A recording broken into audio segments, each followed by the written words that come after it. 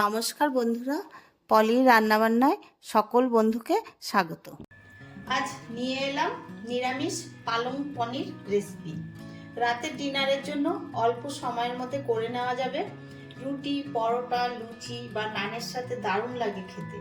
একবার হলো বাড়িতে তৈরি করুন, মন্দ লাগবে না। তাহলে চলুন আমি রেসিপিটি কিভাবে তৈরি করলাম দেখে নেওয়া যাক। পালং পনির করতে একটা কড়াইতে আমি জল বসিয়ে দিয়েছিলাম, জলটা ফুটে উঠেছে। এবার দিয়ে দিচ্ছি লবণ আর দিচ্ছি খাবার সোডা। খাবার সোডা দিলে পালং শাকগুলো যখন সিদ্ধ করবেন কালারটা দারুণ আসবে, কালারটা একটুকু নষ্ট হবে না। আর কিছু পালং শাক আমি কেটে ধুয়ে পরিষ্কার করে নিয়েছি। এবার পালং শাকগুলো দিয়ে দিচ্ছি।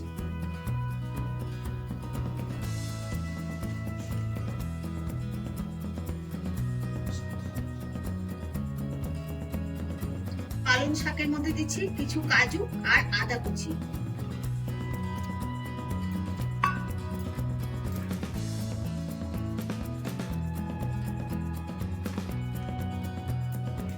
পালং শাক, কাজু আর আদা সেদ্ধ হওয়ার জন্য আমি ঢাকা দিয়ে দিচ্ছি। 5-6 মিনিট মিডিয়াম ফ্লেমে ঢাকা দিয়ে রাখছি। 5 মিনিট পর ফিরে এলাম, ঢাকাটা খুলে দিচ্ছি। গ্যাস বন্ধ করে দিচ্ছি।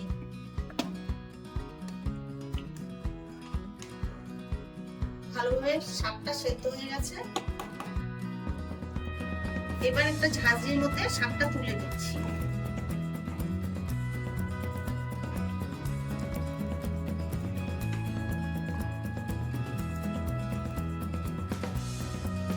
গরম জল থেকে তুলে নিয়েছি পালং শাক, আর এখানে এটা একদম পুরো ফ্রিজে ঠান্ডা জল।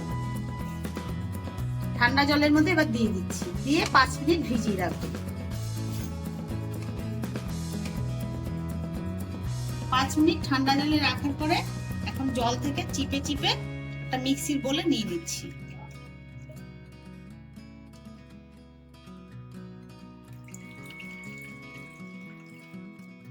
দিচ্ছি 2টো কাঁচা লঙ্কা আর ধনে পাতা। আর এখানে নিয়েছি পাতিলেবুর রস হাফ, দিয়ে দিচ্ছি পাতিলেবুর রসটা। মিক্সিতে পেস্ট করে নিয়ে আসছি। পেস্ট করা হয়ে গেছে। দেখুন কালারটা কি সুন্দর এসেছে। একদম মিহি করে পেস্ট করে নিতে হবে। একটা বাটিতে ঢেলে দিচ্ছি।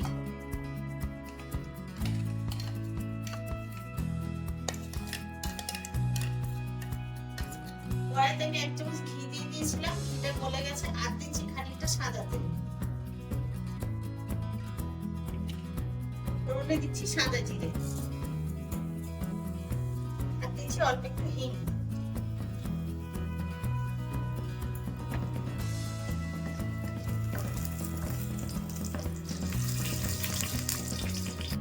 একটা টমেটো ছোট কুচি করে কেটে নিয়েছি, টমেটোটা দিয়ে দিচ্ছি।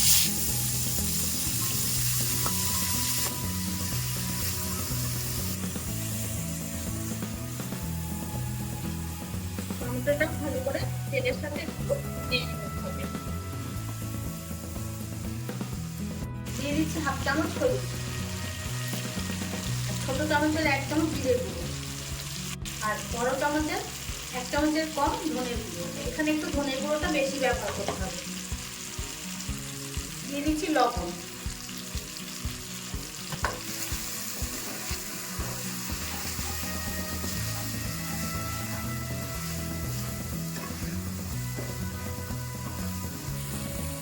অল্প একটু জল দিয়ে মশলাটা ভালো করে কষিয়ে নিচ্ছি।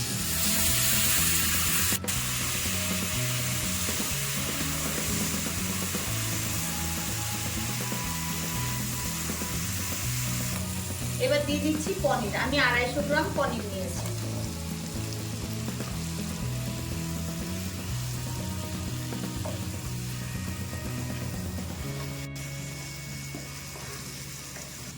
এবার পালং শাকের পেস্টটা দিয়ে দিচ্ছি।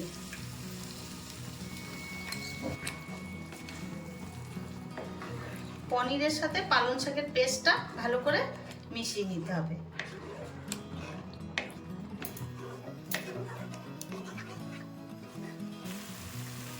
স্বাদ অনুযায়ী একটু মিষ্টি দিয়ে দিচ্ছি।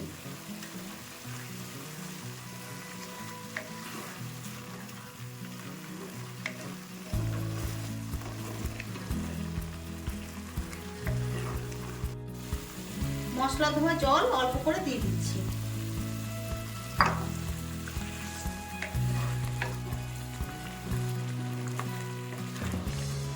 লেবুর রসটা দেওয়াতে মিক্সিতে যখন আমরা পেস্ট করি ওটা গরম হয়ে যায়, কালারটা কিন্তু চেঞ্জ হবে না। অবশ্যই লেবুর রসটা মিক্সিতে পেস্ট করার সময় দিয়ে দেবেন, তাহলে কালারটা এরকম বেশ সুন্দর আসবে।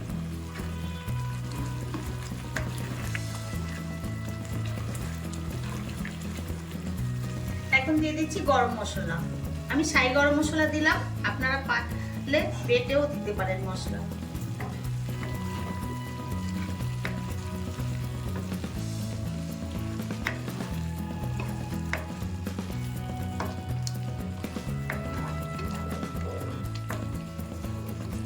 এখন দিয়ে দিচ্ছি বাটার।